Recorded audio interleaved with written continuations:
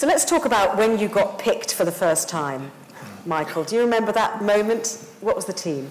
I was hungover when I got picked, to be honest. Cricket's it's a funny sport because it's very much geared with stats, averages, batting averages and bowling averages. But it's very much, when you start talking about the England cricket team, is like, do you fit into the mould? Do you fit into the team dynamic? And I think I was very fortunate around '99 that England had moved to number 8 in the world. They were a very average cricket team, just lost to New Zealand, who were number 7 in the world. There was a lot of turmoil, a lot of kind of call out for change. So I was very fortunate that year that, the change had to be a lot of younger players. There'd also been a change in coach who had a drive to try and bring in a new dynamic in the team dressing room, try and take English cricket in a different direction. And I looked at my batting averages in '98 and '99, I was averaging something like 31 in county cricket, which is really poor. It was right down the list, probably 50th in the averages.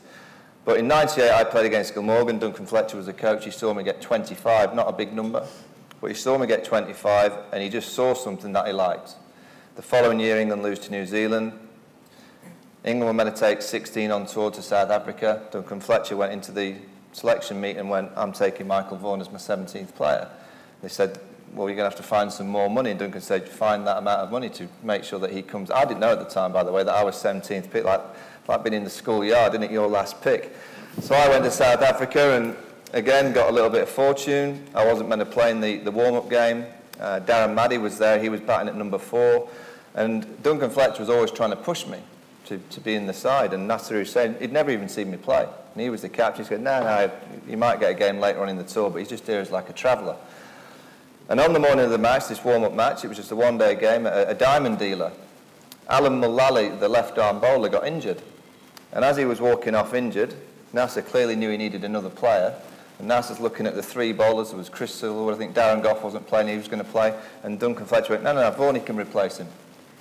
And I managed to go in at number 7 and score 70 in that one game. And from that moment on, I kind of got into the England team. But again, I just look at being selected out of default, really.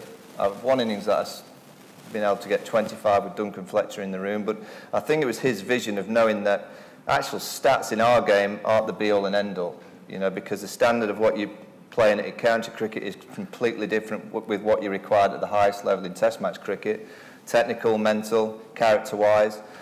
And he saw something in me that he liked, so I owe him a few pints, to be honest. What about you, Brendan? When were you first picked?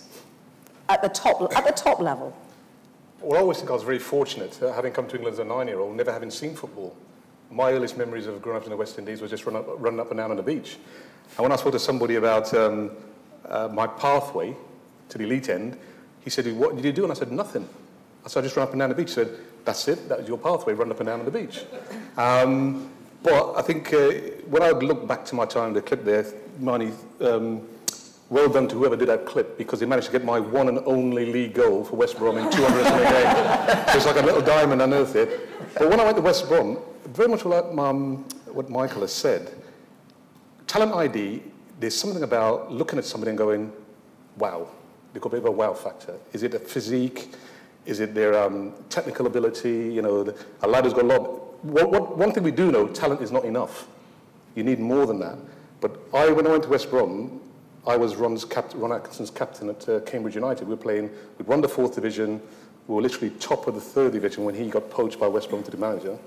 He was looking for somebody, looking at the team, and he decided he wanted to replace the fullback at the time. He was an Irish international, and he chose me. Now I had to then prove to him, not only to him, but to the rest of my new teammates in the dressing room, because I was his captain at West Brom, at Cambridge, and I was looked at to be a bit of a spy in the camp initially. So your ability has to come through, no matter what is said and done. Your teammates have got to look at you and go, when I give him that ball, I know he's going to look after it and maybe give it back to me or one of my own team. So I think talent ID is a little bit of a finger in the wind, but there has to be something that catches that person who's looking at that individual. As Michael said, I didn't know the averages were so poor, Michael, actually. But, somebody looks at him and goes, that is a player that I like. He's in a position to influence, maybe, if he can get selected, and then we see what happens thereafter. But I think it is a little bit, and in sport now, we are actually, talk about football, we're actually picking kids up at 9 years old. Now, with the best one in the world, you cannot know, but there's something about them, and they're gathering up, but talent is not enough. They need to be, Michael talked about the technical, have they got a physical thing? Are they sociable in that they want to be involved? You know, a little kid who can't maybe do too much, but he's running around like a stink, trying to get hold of the ball, he might be one for the future. So what you're looking for is potential. And the younger you like to pick him up, the more you've got to be to put potential at the top of the ladder. Liz, you're dealing mostly with Olympic sports, and obviously individual sports have different rules from team sports, don't they, and who gets picked. Is it much more down to the stats, as Michael said? Every sport's different, and most sports have a mix of coaching intuition and performance analysis. Selection is becoming much more scientific in Olympic and Paralympic sports. But it's very difficult to be 100% objective, but it is becoming more objective. And I think this is, I've seen a huge change in the system from when world-class programme funding started to flow in 1997 to where we are now. I think over the next 4 years we'll see even more performance analysis, centralised data management, athlete profiles, precedent analysis being used to inform selection decisions. But you have to always have an element there of coaching intuition alongside that. And sometimes, as you say, it has to be that gut feeling. But I mean, John, for you as a lawyer who is dealing with disputes in selection, and we've mentioned there have been disputes. Well, of course, we've had the controversy over Jess Varnish and British cycling just in the last couple of weeks. How hard is it to go and argue legally a case for somebody to say, I deserve that place in the team and that person does not? There was a comment a bit earlier about the bloody lawyers, and I suppose I'm the bloody lawyer who comes into sport in order to represent athletes and sometimes associations. I'll answer it in two ways. One is, in legal terms, it's really quite difficult to overturn a decision. There's certain bases upon which you can challenge a decision. And nowadays, one thing that Liz has just said, it's become a lot more transparent. It's become a lot more clear-cut in terms of the criteria and the policies that have to be followed. And so that makes it relatively easy for somebody like me to come in, look at them, have A, B, and C all been ticked off, have they considered E, which they shouldn't have. We look at the composition of the panels. Are they truly independent? Is there bias? Are they selecting their own for their own reasons? Have they come to a decision which is just so completely off the scale it's obviously perverse? That's the legal side. That's the hat I wear. I take that hat off, and I know this because we had a challenge in the lead up to Rio just a couple of weeks ago. You're dealing with an athlete, and this links into the discussion we had this morning, who has had to build up a relationship with a coach, has had to build up a relationship within their system with administrators as well. And it can be extremely difficult for that person to say, now I need to battle against the people who are actually trying to support me. But this could be ultimately the culmination of their dreams going back years. Their only chance, if they don't get this chance, their funding may be cut, that may be the end. And there has to be a lot of reassurance, almost hand-holding at that stage, to say, you know, we're all supporting you. There are various athletes, representative bodies like the BAC. We are here to help you, and these rights are there to protect you. So it's not easy, but it's possible. And the one thing that Liz also said is it's changing, in my view, for the better. So once upon a time, there weren't even policies. Now there are policies, there are minutes. We can see decisions that have been taken, why they've been taken, and there will be independent panels, by and large, in the UK that do that. Not everything's brilliant, but it's moving in the right direction. Is it right that individual sports set their own criteria, Liz, to say, these are the qualifying standards for athletics or sailing or rowing? It comes down to what are you trying to achieve? And across the Olympic and Paralympic sports, they're trying to achieve medals. So what's the medal opportunity? What does it take to win? Who have you got? What evidence do you need to show that each athlete, every individual athlete would be different, needs an individual athlete profile to show they're on the journey towards a medal potential. So the selection criteria is all aligned with what it takes to win in that sport, in the time that you have in order to support those the athlete cohort that you've got. So in our case, it's in a 4 to 8 period. So it is, and it's really important. Every sport has its own selection policy, very specific to the sport, very specific to the disciplines and the events in each sport. They can be different. Those policies have got to be transparent. They've got to be fairly applied. There's got to be an appeals process, which is actually handled by a group independent of the initial decision. And you know, the more, you know, we're in a world of technology. Athletes are soon, in 4 to 8 years' time, they're going to have access to their own absolute data to be able to... So there won't be any hiding place, and there'll be more and more and more transparency about these processes. But the last thing I'd say is it's not always just about the decision. Well, it's not ever just about the decision. It's about how the decision is communicated and how the athlete is acknowledged as the sport's greatest assets and actually treating them as such. So preferably you don't say to somebody, you're never going to win a medal, go home and have a baby. Allegedly. Yes. Shane Sutton, of course, is being investigated and inquiry is underway with British Cycling at the moment. But we talk about the fact that you can set criteria, can't you? You can say these are the criteria by which you're going to get selected. Was it 2 years ago, Kevin Peterson, scoring lots of runs in one-day cricket, wanted to get back into the England team, and they said, OK, well, let's see how you get on. Go and play for Surrey. Let's see how you get on. He scored a double 100, and they still didn't pick him. And your question? So who was at fault there?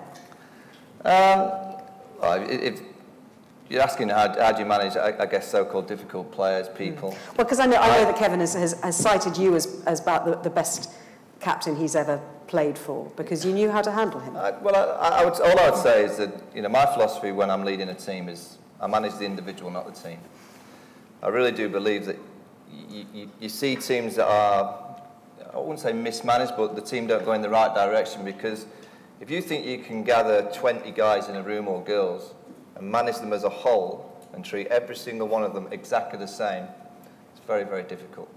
So my philosophy was I manage the individual and the person. You know, try to find out absolutely everything about that one person. What motivated him, what made him tick, why he got up in the morning, what got him down, what were his family like, what were his hobbies. I wanted to know everything about the person. So I always felt that when that person was under pressure, or more so when they need your time more than not, is when they're having a bad day or having a bad run or having a bad week at the office. That's when I know more about what I can get them back into their motivation zone. I'm not saying that didn't happen with Kevin, because he's an odd egg. I'll tell you that now. He's not all there. And he's got a massive ego, loves himself, but you know what? You name me any great sports person that doesn't love themselves. And I didn't have any problem at all. And I had a few of them. I had quite a few in the team that were pretty similar characters. But my belief is that your job as a leader is to make sure that person, and they're going to get the headlines, they're going to grab the spotlight, they're going to be on the cameras more than any other. But they also were winning me games at cricket. You know, they can produce moments out in the middle that I couldn't do and some of the others couldn't do. So I was kind of nurtured the team into realising that we were like just the lieutenants around. You know, we just kind of delivered the kind of gel around the team and the glue. And we're the most important aspect, by the way. But you don't tell that to the egos, you let them be. You know, but I realised that the lieutenants in the team were the ones that made us tick. But you just allowed the Petersons, Flintoffs, just to be. But I also got him at the best time. I got Kevin right at the start. He had everything to prove. You know, he'd not played for England, he'd not played international cricket. So I think keeping him motivated. There was no IPL at the time. There was none of the big riches out in India. So I did get him at the right time. But I do think there was a time where the England team were managed as a whole. You know, and you can't manage people like that as a whole. You've got to manage them individually. How many great footballers do you think have missed out, Brendan, because they didn't fit into some manager's view of how a team should be? I don't think there's that many, because the average tenure for a manager at the moment is about 15 months. So most managers aren't interested in developing, looking at youth players and all that. It's for the moment. And I'm with Michael on this. Mostly, the best teams have the best players, and they win the trophies. But within that, you have to manage the egos, and the dynamic of the dressing room is vitally important as well. Because it's not all about the 90 minutes that you see, it's that 5 days a week they've got to come in and train and mix. And I mean, it's quite interesting, I think, currently, when you see what's happened with Leicester. that's almost like a perfect storm that's happened in the Premiership this season, where all those players, there's a lot of resilience in that group of players. As individuals, a lot of them have had a difficult journey to get to where they are, and the manager is known as Nearly Man, but he's come together. So all his experience and all the sort of things that make these players want to have a long season and cope with the pressure, it's all come together as one. So I think but sometimes you can be unlucky. So a manager, a bit like a conductor, he knows what he wants, how he wants to set his team up. I think we're seeing it with Klopp at Liverpool at the moment. He's got an idea of what he wants. Gradually, he will change and he'll select the players he wants. And you can have a top player, who just does not fit into his plan. And he can be unlucky. And he'll be sacrificed because he wants to bring somebody else in. So I think sometimes within a team sport, the dynamic of a team sport is greater than the individual. I honestly believe that. You need to have that dynamic that goes for a long, long season. The season's nearly 12 months old. You report back the first week in July, and you finish in May. It's a long, long season. And if you haven't got it quite right in the dressing room, then I think it can undo all the good work that you're set out to do. It's a hard job, isn't it? It's a hard job managing a team in any sense. And I wonder whether there are some sports, and I'm not going to name sports, obviously, but in which a culture has grown up, which makes it difficult for individuals to flourish in whatever way. And Liz, it's again, I don't want to highlight particular sports, but we know that there are some coaches who have different approaches, and some athletes who don't react very well to a tougher approach. Absolutely. And is this something that you have to deal with? It's interesting. So we're deep in the business now of planning for Tokyo, and we're working with all the sports on what their Tokyo strategies are looking like, and to try to assess how much we are likely to have to invest over the next 4 years.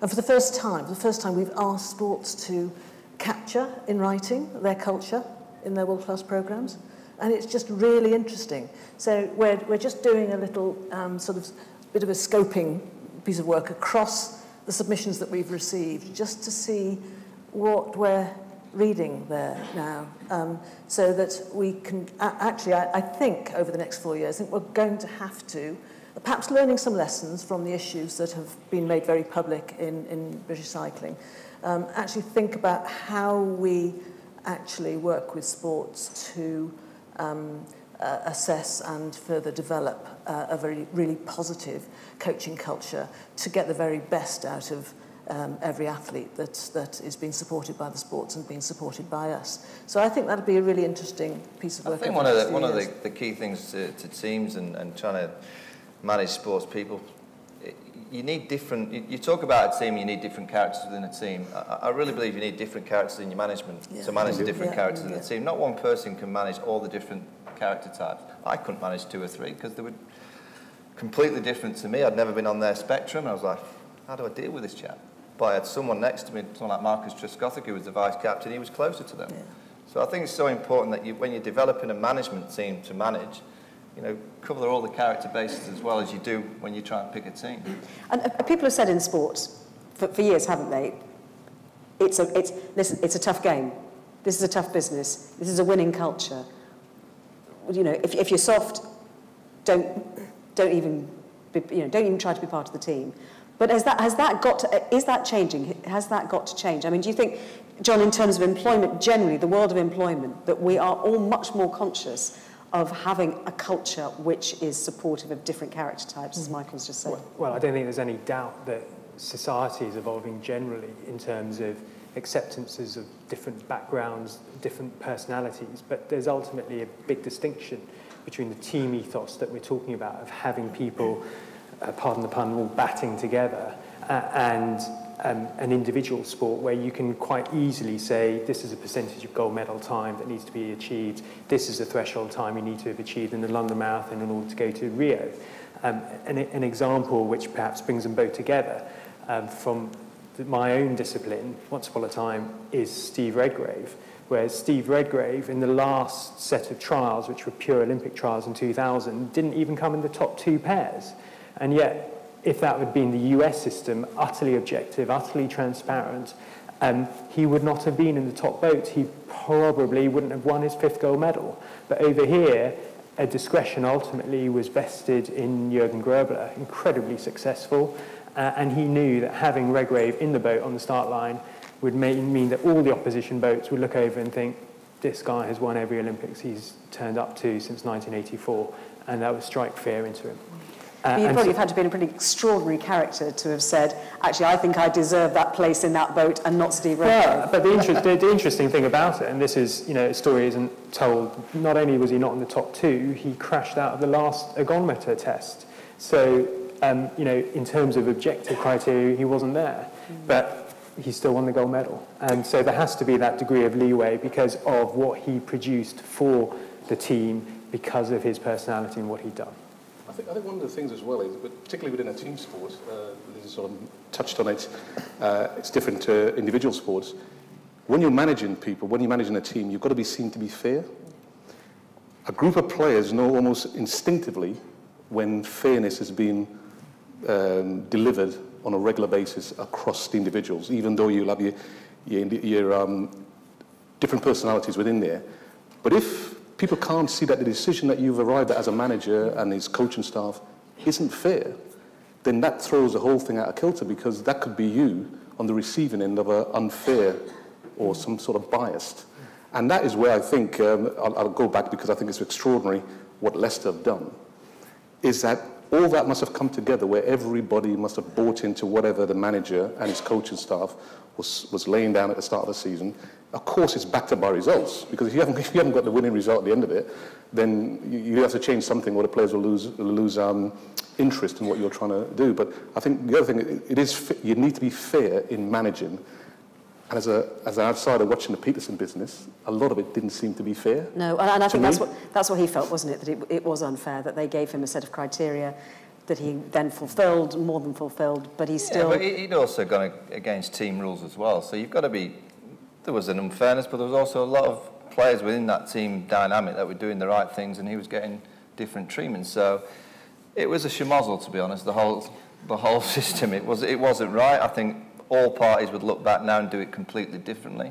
I used to think in my time, if we ever had team meetings to discuss team, we had a real problem. We started talking about team discipline, just clothing, all this lateness. I always thought this is a problem because we're going away from, and it's always after you've lost a couple of games and everyone starts blaming, because it was X that was late. It generally comes down to the individuals not producing their skills.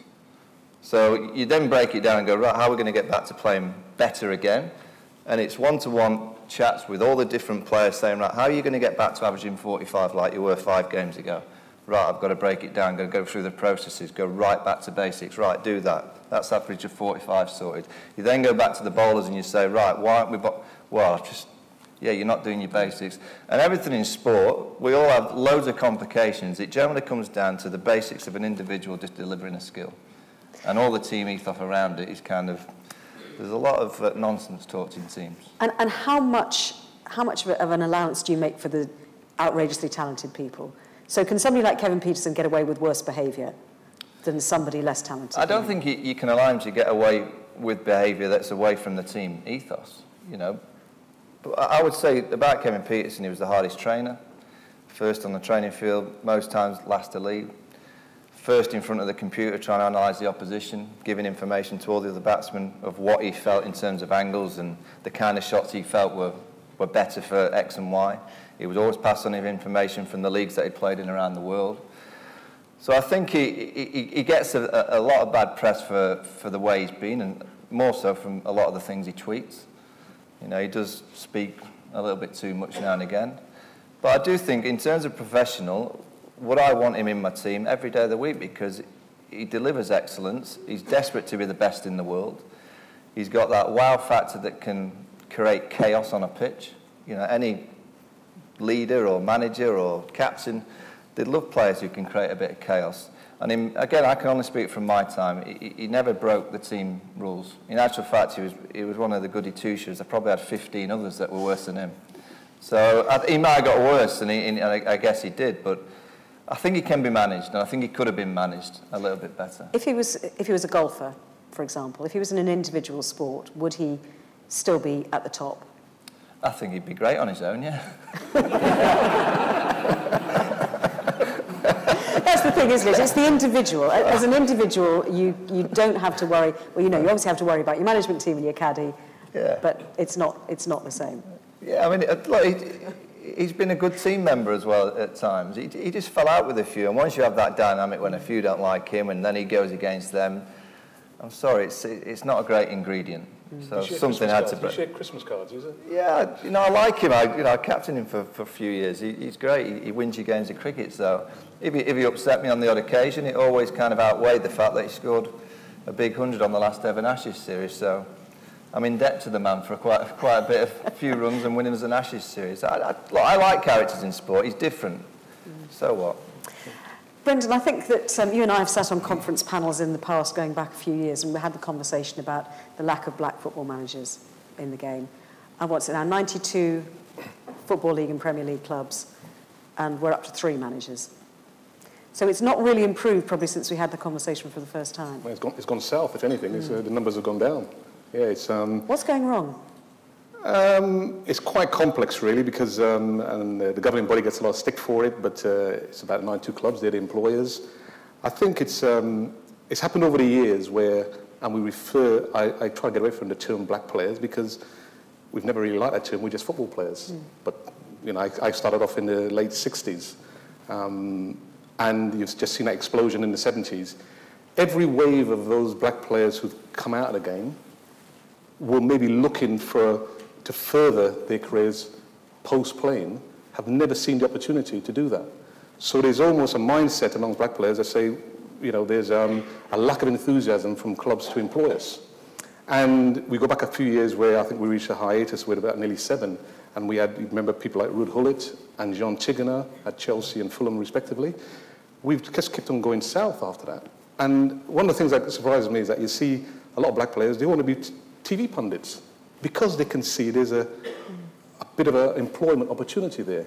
So I think we've got to try and change that sort of mindset and put things in place because, as one famous manager said, if they're good enough, they'll get to the top. I definitely do not agree with that because I've been here a long time and I have not seen that happen. I think there is a definite lack of enthusiasm for employing black managers, coupled with the fact that a lot of black players who may want to further their career post-playing don't see the opportunity. And that's why we've only got 3 at the moment out of 92. So how do we counter that? Is there room for I mean, explain the Rooney Rule. Well, the Rooney Rule, which was started off in America in the NFL, Dan Rooney, Pittsburgh Steelers, I think it's Pittsburgh Steelers, was on a diversity committee, always had a history of employing people from ethnic minorities. He persuaded the other 31 franchise owners that the right thing to do is to make sure that we try and get the best people. How do we know we're getting the best people when we're excluding a whole section of our community? So he persuaded them, I think there's a threat behind of some legal action, but he persuaded the other franchise owners that as long as the individual had the right qualities and the right skills, they should be put forward and be selected onto a shortlist to be interviewed. So any jobs that became, head coach jobs that became available in the NFL, you had to have somebody from the ethnic minority on that shortlist.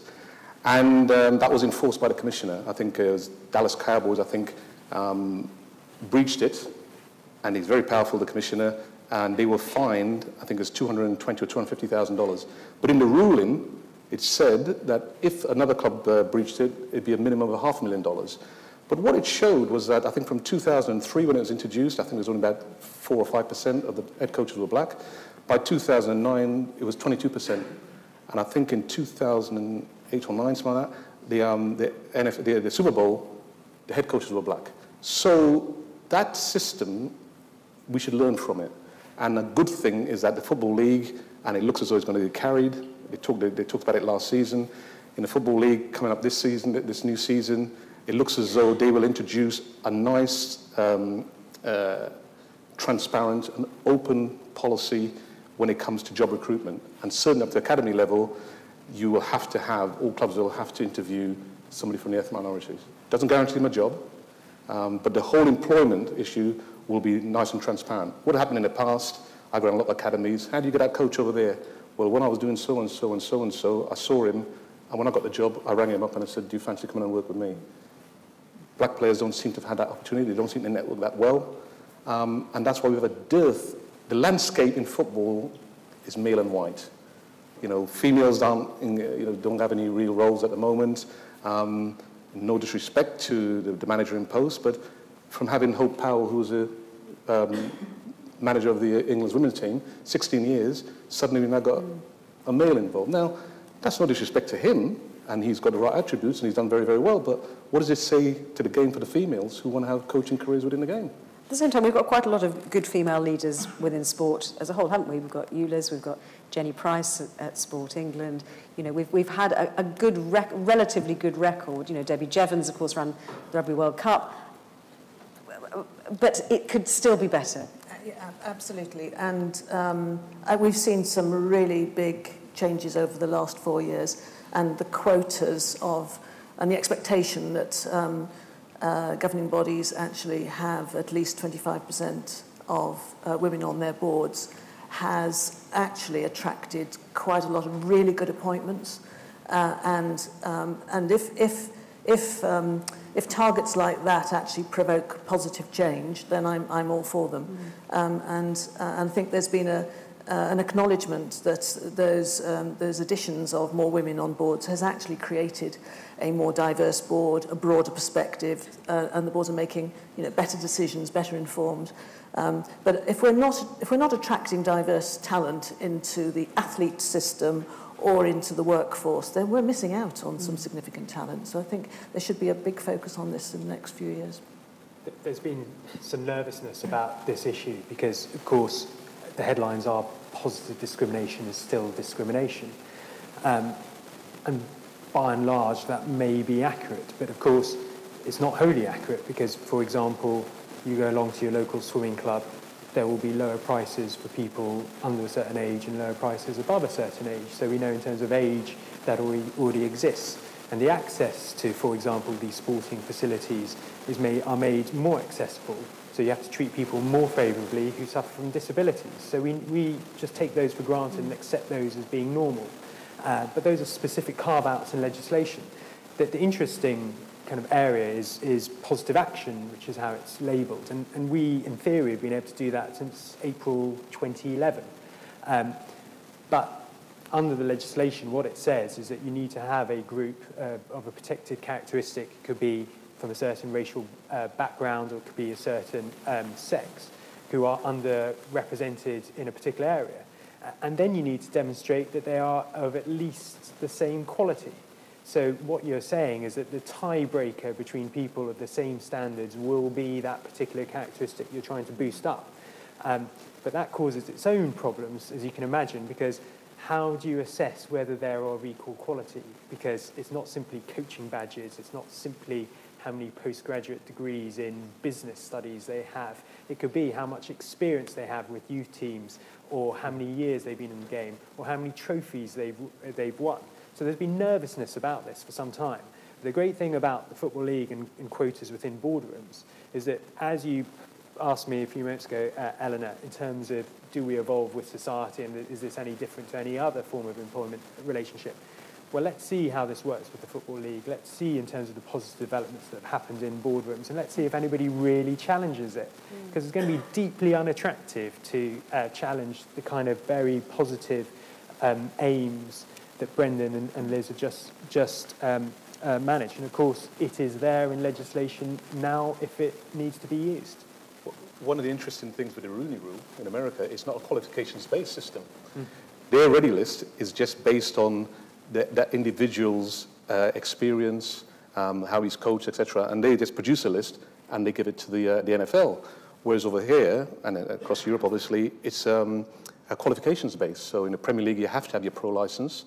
The Football League is the same. In the Championship, and then in the Leagues 1 and 2, it's the A license. So when we spoke to the Americans many years ago, they actually said, well, sometimes qualifications are another barrier for the ethnic minorities, because we're now coming from, a lot of coaches I know are coming from such a low base. When those jobs become available, they just cannot meet the job spec. So we're funding, I've been running for 3 years, the FA have taken it on, where we're giving bursaries to aspiring coaches. There's lots of black and Asian coaches out there, females who aspire to be career coaches, but because they can't see job opportunities, why are you going to invest in yourself? To get a pro license is over £10,000. If you want to get up to your A license, it's costing you nearly £9,000 to go all the way through. So why do you invest in yourself if you can't see a job opportunity? What the game is looking to do now is to actually support those aspiring coaches from the BME community with bursaries to help them get those qualifications, so when jobs become available, they can throw their hat in the ring. There's an amazing coach, isn't there, at QPR, Annie Zaidi, who's a Muslim. She's a Muslim girl who wears the headscarf, and she is coaching men, and she is just breaking down so many barriers, just in one way in one club. But she presumably has had to have help. Yeah, we did. Along those lines. Hope Powell introduced a mentoring program for females, and there's a bursary to help. I know Annie, and I mean the visibility that she brings, particularly for her community, is fantastic. That'll take a bit of time to come through, but she's out there, and there's others like her. I mean, there's lots of Asian lads that I know who have been supported through the bursary. Lots of females. There's one girl who's just got her A license. She's had to go out to Michigan because when you've got that level, you've got to work with teams and senior players. Lots of females cannot get those opportunities within the elite end of the game. So it's a long journey, but it's very positive action that's been taken. But it's one of those that you're looking to sort of have that sort of critical mass, so that it isn't just a whole tired faces. When jobs become available, they go round and they go round and they go round. What you want is some fresh blood, and they bring a different dynamic to it. There's always the discussion as well, isn't there, about the number of people who win Olympic medals who are, or represent England in cricket or whatever, who are from public schools. And disproportionately, it's like Eddie Redmayne and Benedict Cumberbatch and winning Oscars. Is that a relevant argument in sport, do you think, Michael? In my sport, absolutely, yeah. You know, if you look at what cricket has delivered in the last 11 years, there's been 5 Ashes wins, World Cup final just a few weeks ago, 2 Champions Trophy finals. So English cricket is on certainly an upward curve, but the actual schooling system, you know, I think it was 4 years ago, 92% of the England team were from private education. There's a little turn now with the likes of Joe Root. He spent a year at Worksop College, but that was on a little bit of a burst to play a bit of cricket. He was schooled in Sheffield. Ben Stokes, Mark Wood, there's a few more coming through the state system, but you know, if you look at the private and the public, you know, they're just not playing cricket at school. A lot of the playing fields have gone. You know, a lot of the cricket developments come in at, you know, my development came through the club scene. So there is a school in there in terms of cricket development. It's all done through club cricket. And that concerns me. Chance to Shine, the charity, are doing a wonderful job. I think they've hit 3 million kids from 2005 in state schools just delivering cricket. But there's one thing to deliver cricket. Like most sports, it's quite complex, the technical side and the actual game. You know, they're not being delivered the actual game or the coaching in the right fashion, so they get a little bit lost with it. You know, we really do need to work harder on making sure that every kid in the country gets the opportunity to pick a bat and a ball up. You only need a plastic bat and ball, and, you know, with a little bit of help and coaching, you know, we could be even better than we have been. You know, we've been great for 10 years, but English cricket could really thrive with more kids getting the opportunity to play. And people have criticised UK sport as well, Liz, for prioritising. It's the white middle class sitting down sports, isn't it? It's the sailing and the rowing and the cycling and the sitting on horses. Yeah, every 4 years. Well, you know, the Olympic sports and the Paralympic sports are the Olympic sports and the Paralympic sports. If I thought that the sports were not actually extending the reach of their talent programs and that they were just sticking with the known talent in their sports, just naturally coming through the club structures, then I'd be worried. But what I see is sports welcoming talent campaigns. So rowing, for example, have got a world-class start program where they're going out into not public schools, but you know, into a wide area of covering the country in different types of schools and clubs, and encouraging more people to participate in their sport. In fact, the link here now with Sport England's agenda for getting more people active and the need for sports to respond and get more people active, they've got to extend their reach beyond what will naturally come through their programme. So we've got the outreach work the sports are doing, we've got their willingness to engage in talent campaigns, campaigns like Girls for Gold and Fighting Chance that are very public campaigns using social media for individuals to come from nowhere and come and be tested in terms of their ability to be matched with a sport where they could develop their talent over a 4 to 6 year period. So I'm seeing quite a lot of changes in sports' willingness to open the boundaries, but they can only deal at the top level, at the Olympic level, in terms of the athletes that will be selected with the talent that they've got there now. I think we'll see some changes but it'll take some time over the next couple of Olympic cycles. And as those places are being booked on the plane to Rio, do you think you, Liz, and you, John, are going to be dealing with a few more cases, a few more arguments between now and then for people who are desperately disappointed? Because, of course, an Olympics comes around once every 4 years, doesn't it? It's not like the England cricket team, you might have a chance another year. John, do you think you're going to see a few more like that? Inevitably. Yeah. There were quite a number in advance of London. I suspect they're going to be even more in advance of Rio. Not necessarily because anything has been done which is incorrect, but simply because, number one, we have a transparent system and criteria that need to be followed and selection policies that are made available so athletes themselves can check and can challenge and they know they've got this right.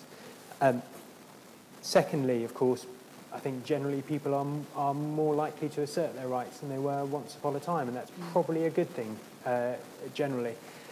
And last of all, it is probably their last and only chance. And in such circumstances, you will keep on trying your best until you've taken every opportunity to be on that plane going to Rio. And why wouldn't you? It's inevitable. I agree, Ellie. And that's why we at UK Sport invest in sports resolutions and we invest in the British Athletes Commission, because we have to give the athletes the right support and the right environment within which those appeals can be heard in a fair and proper way.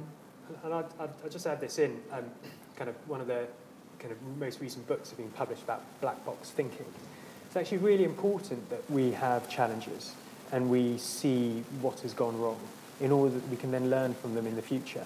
We learn from failure, and in the same way that an athlete who isn't selected this time hopefully will get back on track, realise the standards they need to get to and qualify next time around. And that's very, very important. So just the most painful experiences I've witnessed are when there's a deadline with regard to Olympic and Paralympic submission of athletes. There's a formal term for this. And in the past, what I saw happening in the past is that the sports were not organised enough to enable the appeal process to be managed within the timescale that allowed an athlete, if successful, to then actually be registered to be able to compete. So the lessons learned were not of benefit to the athlete that was appealing, but of a benefit to the athletes of the future, and that was the most difficult scenario. Now the sports are much more aware of the need to actually ensure that the timing of the selection, the timing of the appeals fits with the ability to address any concerns in a fair and proper way prior to the date when it's too late. Very, very final word to you two. Which Olympic sport would you have loved to have been selected in if you had your life again? I certainly wouldn't have been a rower. You could say golf now. Yeah, golf. Because it's an Olympic golf, sport. Yeah, no. Arrows. Yeah. Arrows. Archery. Yeah. You don't sweat at that, do you? Nothing wrong with a bit of good honest sweat. Brendan? I'd be a sprinter. I grew up with Aisley Crawford in Trinidad when he won the 100 yards, that'll be, wouldn't it? If we went to 100 yards. I'm showing my age now, but athletics, sprint, I ran in the, I did athletics as a schoolboy, and because I was playing football, I just got slower and slower, it would appear. Never got selected for the England Championship, so that ruined my life for a spell. But I think sprinting is a fantastic, as a spectacle, I just think it's fantastic. How different life could have been for you both. You never know, you never know. Thank you so much to all of you for being part of our panel. Michael Vaughan, Brendan Batson, Liz Nichol and John Merzad.